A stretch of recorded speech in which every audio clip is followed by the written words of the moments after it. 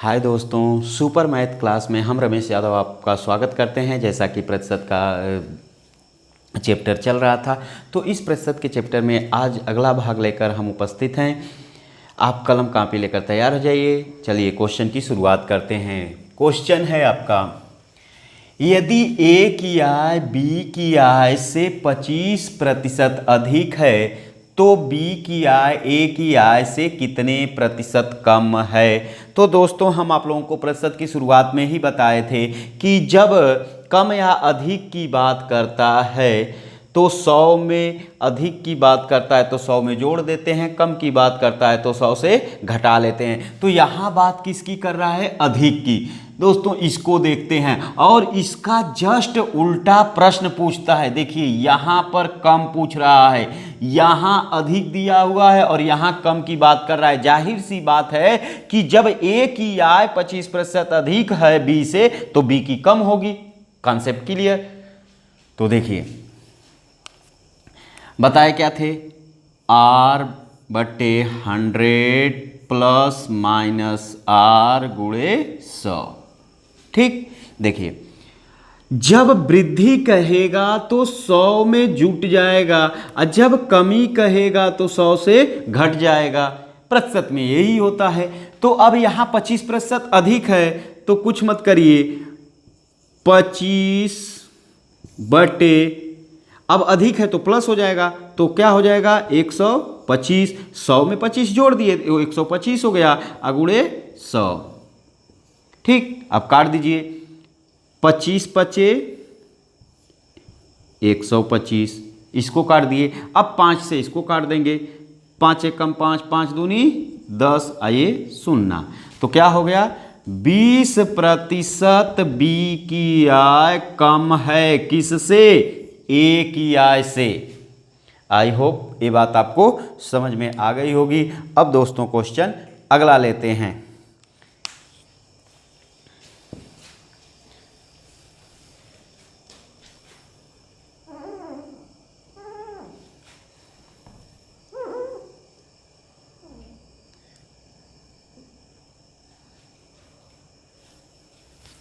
अगला क्वेश्चन है आपका,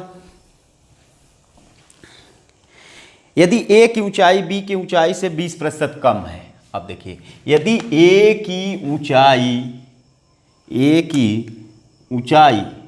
लिखिए, यदि ए की ऊंचाई बी की ऊंचाई से 20%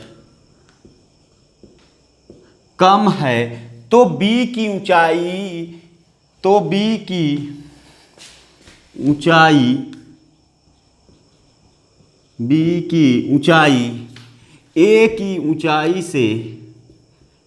की ऊंचाई से कितने प्रतिशत अधिक है?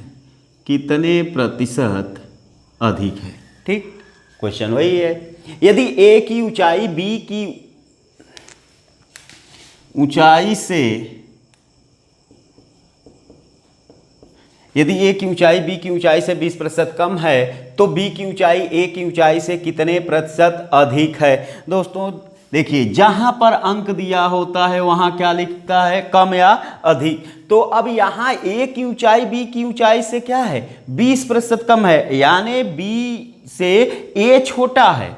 ठीक, कम की बात कर रहा है तो कम की बात करेगा तो 100 से घटा देंगे, कुछ नहीं 20। आइए 100 में से जब 20 घटाएंगे तो क्या बचेगा? 80। प्रतिशत में बदलने के लिए गुणे 100। ठीक, 20 चौका 80, 4 25 संयम 100, तो क्या हो गया? 25% क्या है? अधिक है। बी की ऊंचाई जो है ए की ऊंचाई से 25% क्या है? अधिक है। ठीक, तो ये बात आपको समझ में आ गई होगी। अब अगला क्वेश्चन हम लेते हैं। ठीक दोस्तों,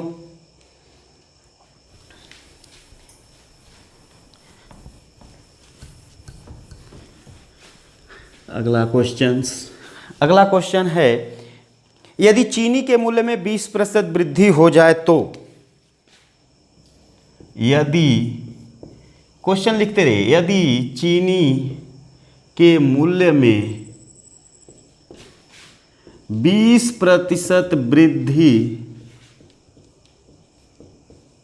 हो जाए तो, यदि चीनी के मूल्य में 20% वृद्धि हो जाए तो एक गृहिणी को इसकी खपत में, एक गृहिणी को इसकी खपत में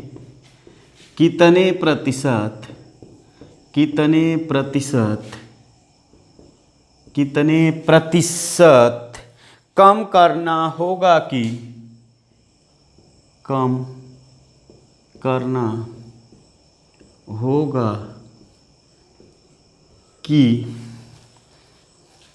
इस पर खर्च न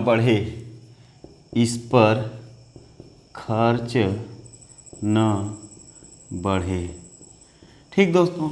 तो अब देखिए, यदि चीनी के मूल्य में 20% वृद्धि हो जाए तो एक गृहिणी को इसकी खपत में कितने प्रतिशत कमी करना होगा कि इस पर खर्च न बढ़े, तो बस किसकी बात किया है, वृद्धि की बात किया है।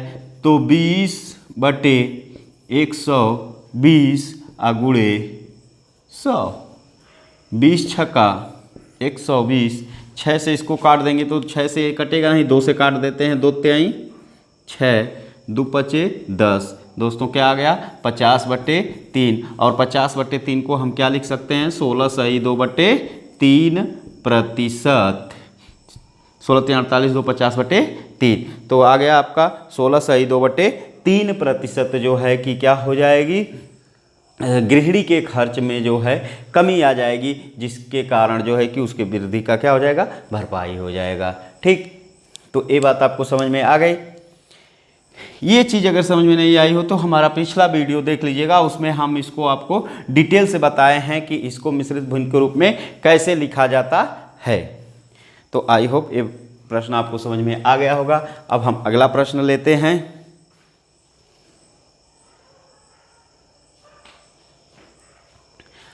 प्रश्न दोस्तों इसी तरीके से है।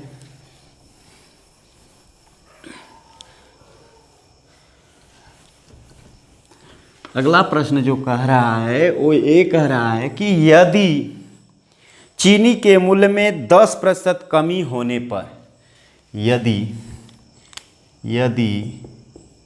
चीनी के मूल्य में 10% कमी होने पर, 10% कमी होने पर इसकी खपत में कितने प्रतिशत वृद्धि, इसकी खपत में कितने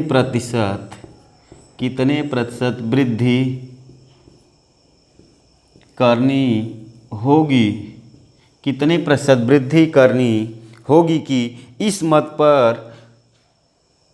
मद में खर्च पर कोई परिवर्तन न हो, इस वृद्धि करनी होगी कि इस मद में खर्च पर कोई परिवर्तन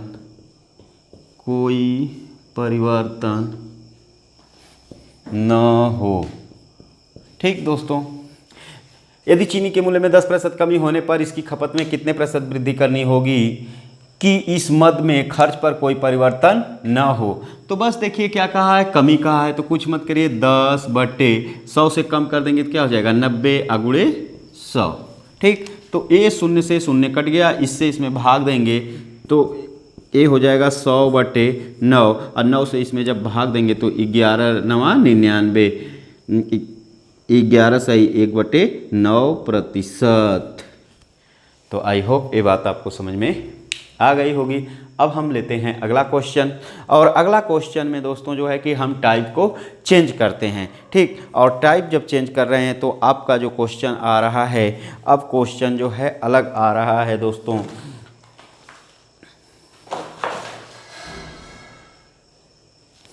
ठीक, अब क्वेश्चंस इससे अलग आ रहा है, अगले टाइप पे चल रहे हैं। देखिए,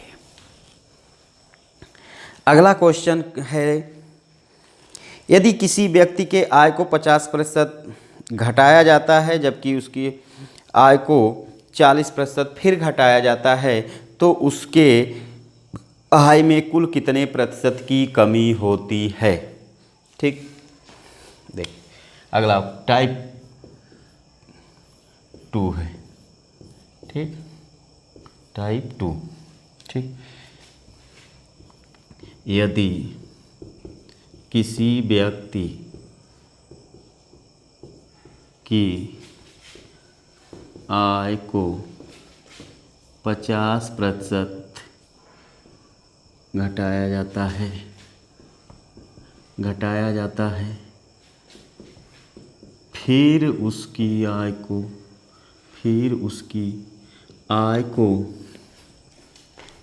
फिर उसकी आय को 40% घटाया जाता है, 40% घटाया जाता है तो उसकी आय में कितने प्रतिशत कमी हुई। ठीक, तो दोस्तों आपका प्रश्न है कि यदि किसी व्यक्ति की आय को 50% घटाया जाता है फिर उसकी आय को 40% घटाया जाता है तो उसकी आय में कितने प्रतिशत की कमी हुई। तो ठीक दोस्तों, अब इसको जो है कि हम लोग देख लेते हैं। इसके लगाने के कई तरीके हैं, एकदम शॉर्ट तरीका आपको हम बताएंगे। पहला तरीका दोस्तों ये है, यदि 50% घटा रहा है तो 100 में से 50 घटा देगा तो कितना बचेगा, 50। ठीक, गुणे 40 घटा देगा तो कितना बचेगा, 60 बट्टे 100। ठीक, ए शून्य से ए शून्य कट गया, इस शून्य से ए शून्य कट गया, 6 पचे 30, 6 पचे 30। दोस्तों अब ये 30 जो आ रहा है, ये जो 30 आ रहा है तो अब इसकी तुलना हम किससे करेंगे, 100 से। इसकी तुलना किससे करेंगे, 100 से। 100 से जितना कम आएगा उतना कमी हो जाएगी, 100 से जितना अधिक आएगा उतनी वृद्धि हो जाएगी। तो उसकी आय में क्या हुआ, 70% की कमी आ गई। उसकी आय में जो है 70% की कमी आ गई। ठीक दोस्तों, तो ये बात आपको समझ में आ गई होगी। दूसरा तरीका इसका क्या है वो भी देख लीजिए। दूसरा तरीका इसका ये है कि प्रथम परिवर्तन गुणे द्वितीय परिवर्तन बराबर वास्तविक परिवर्तन। ठीक, प्रथम परिवर्तन गुणे द्वितीय परिवर्तन बराबर वास्तविक परिवर्तन। तो 10 गुणे 10 बराबर 100। ठीक, तो अब देखिए पहला क्या है, 50% घटाया तो क्या रखेंगे, रफ कार्य यहाँ 50 गुणे 10 बटे 100। ठीक, 1 2 इससे कट गया, गुणे। ठीक, फिर दूसरा 40% घटाया तो 40% घटाएगा तो बचेगा क्या, 100 गुणे 10 बटे 100। ये इससे कट गया, इससे कट गया, 6 कम 6, 6 पचे 30। अब देखिए 100 से कितना कम है, 70। तो 70% क्या हो गई, कमी हो गई। बिल्कुल, ये दोस्तों ये भी इम्पॉर्टेंट है। इम्पॉर्टेंट ये वहाँ है जब आपसे घन में ऐसे प्रश्न पूछ देता है तो घन का फार्मूला जो होता है वो क्या होता है कि घन का जो मात्रक होता है वो क्यूब होता है, यानी 3 बार गुणा करना होता है। तो ये वाला जो टाइप है ये आपको घन के लिए समझना होगा, घन में ये कार्य करेगा आपके लिए। इसके बाद दोस्तों जो है तीसरा तरीका जो है आपके लिए, वो तीसरा तरीका ये है कि x minus y plus x y बटे 100। ठीक, अब देखिए यदि किसी व्यक्ति की आय को 50% घटाया, तो -50 -40 अब प्लस 50 गुणे 40/100। ठीक, तो ये इससे कट गया, ये माइनस माइनस प्लस हो जाएगा, तो 50 और 40 हो गया -90 अब +20, तो ये क्या आ जाएगा -70। तो 70 आ गया, तो ये 70 की क्या हो गई, कमी हो गई।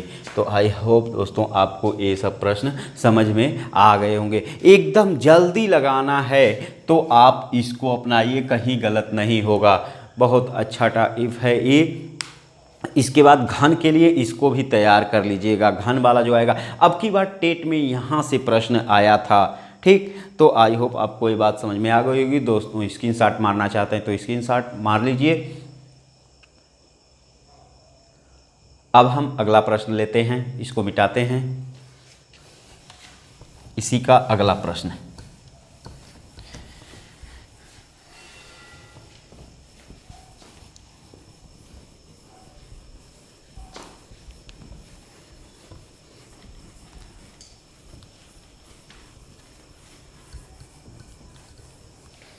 अगला प्रश्न क्या करा है कि एक दुकानदार अपने सामान का मूल्य पहले 25% तथा बाद में 20% बढ़ा देता है, तो सामान के मूल्य में कुल कितने प्रतिशत की वृद्धि हुई।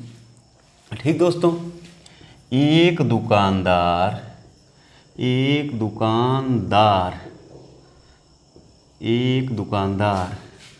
पहले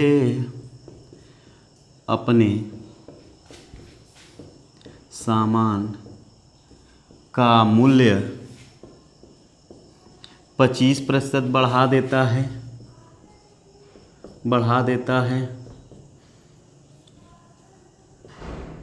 फिर पहले 25% बढ़ा देता है, फिर 20% बढ़ा देता है, फिर 20% बढ़ा देता है, फिर 20% बढ़ा देता है, तो सामान के मूल्य में कुल कितने प्रतिशत की वृद्धि हुई। तो सामान के मूल्य में कुल कितने प्रतिशत की वृद्धि हुई, कुल कितने प्रतिशत की वृद्धि हुई। ठीक दोस्तों, तो डायरेक्ट आप इसको करिए। देखिए है कितना 25%, तो 25% बढ़ा दिया तो क्या हो जाएगा 125, फिर 20% बढ़ा दिया तो क्या हो जाएगा 120। अब बटे 100 काट दीजिए, 25 पचे 125 और 25 चौका 100, 4 तिहाई 12, ये हो गया। ये इसका इसमें गुणा हो जाएगा, 5 तिहाई 15, कितना आ गया 150। तो दोस्तों इस टाइप से जब लगाएंगे, इस विधि से जब लगाएंगे तो ये देखेंगे कि जो 100 से कितना कम या अधिक आ रहा है। कैलकुलेशन करिए, 100 से जितना अधिक आएगा उतना वृद्धि हो जाएगी, जितना कम आएगा वो क्या हो जाएगी कमी। तो यहाँ क्या आया 50 अधिक आ रहा है 100 से ना, 100 इसमें से घटा देंगे तो क्या बचेगा 50। तो ये 50% की क्या हो गई वृद्धि हो गई। यानी दुकानदार के मूल्य में कुल कितने प्रतिशत की वृद्धि हो गई, तो 50% की वृद्धि हो गई।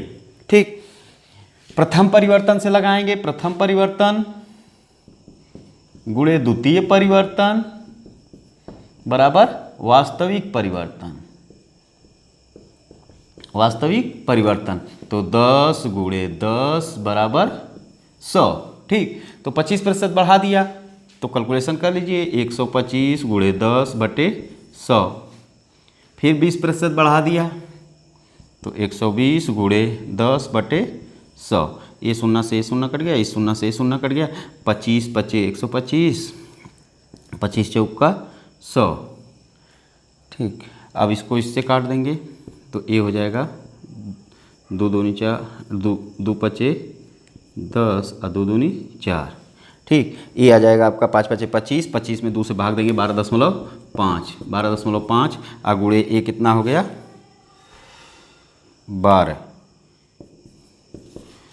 ठीक, तो 12 बरहिया में 144 और ये 6 150, कितना आ गया 50% वृद्धि। 50% क्या आ गई वृद्धि, 50% वृद्धि आ गई। ठीक, तो आई होप ये बात आपको समझ में आ गई होगी। दूसरा विधि जो है आपका यक्स वाई वाला भी विधि देख लीजिए। क्या होता है, यक्स प्लस यक्स वाई बटे 100। तो यक्स क्या हो जाएगा आपका, ये यक्स हो गया आपका, ये क्या हो गया वाई। ठीक, तो हो गया आपका 25 प्लस 20 प्लस 25 गुणे 20 बटे 100। ठीक, तो 25 चौका 100, 4 पचे 20, 20 25 से 45 और 5 50, 50% की वृद्धि। तो आई होप ये बात आपको समझ में आ गई होगी दोस्तों। तो अब ये टाइप आप लगा लेंगे। 3 टाइप से हम आपको ये प्रश्न बताए, बहुत अच्छे तरीके से आप वीडियो देखिएगा। अच्छा लगेगा तो लाइक शेयर और सब्सक्राइब करिएगा। ठीक, अगला टॉपिक, अगला प्रश्न लेते हैं इसी से संबंधित। चलिए,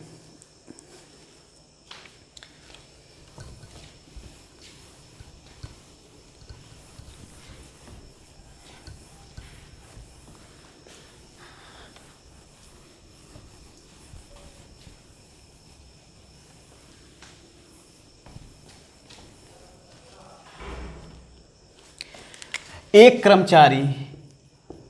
कर्मचारी के वेतन में पहले 20% वृद्धि कर दी गई, पहले 20% वृद्धि कर दी गई, बाद में बढ़े हुए वेतन में 20% की कमी कर दी गई, 20% की कमी कर दी गई। इस प्रकार कर्मचारी की आय में कितने प्रतिशत कमी या वृद्धि हुई। ठीक दोस्तों, तो कुछ मत करिए, जो टाइप बताए हैं आपको, जिससे तीनों में से किसी टाइप से आप लगा सकते हैं। तो अब डायरेक्ट रखते हैं, 20% वृद्धि तो 120, फिर क्या हुआ 20% कमी तो 80। बस जो कहेगा 100 से तुलना करके रख देना है। अगर वृद्धि कर रहा है तो 100 में जोड़ दिए, कमी कर रहा है तो 100 से घटा दिए, बस बटे 100। ये 0 से 0 कट गया, इस 0 से ये 0 कट गया, 12 बटे 96, 12 बटे 96। अब तुलना किससे करेंगे, 100 से करेंगे। तो देखिए 100 से कितना कम है, 4, तो 4% की क्या हुई, कमी हुई। उस कर्मचारी के आय में 4% की क्या हो गई, कमी हो गई। तो जैसे दोस्तों कहता है ठीक उसी तरीके से रख देना है। इसके बाद 100 से तुलना करिए, 100 से तुलना करने पर जो है जितना कमी आएगी वो कमी होगी, जितना अधिक होगा वो वृद्धि होगी। तो आई होप ये बात आपको समझ में आ गई होगी। अब अगला प्रश्न लेते हैं।